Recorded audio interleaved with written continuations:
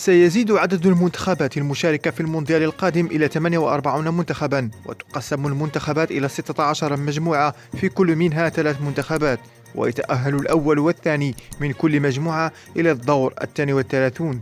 وقال إنفانتينو رئيس الفيفا أن الفيفا سينظر في ذلك بعد نجاح نظام المجموعات المكونة من 4 فرق في المونديالات الأخيرة.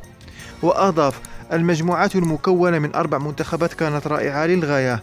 وتابع: هنا في قطر حتى اللحظة الأخيرة من المباراة الأخيرة لم نكن نعرف ما هي المنتخبات التي ستتأهل إلى الدور التالي.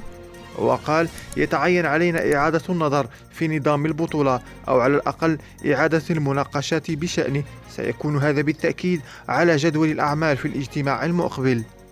وكان هناك بعض المباريات المثيرة للغاية في دور المجموعات في قطر، في ظل المنافسة الشرسة على حجز أحد المركزين الأول أو الثاني من أجل الصعود إلى الدور 16.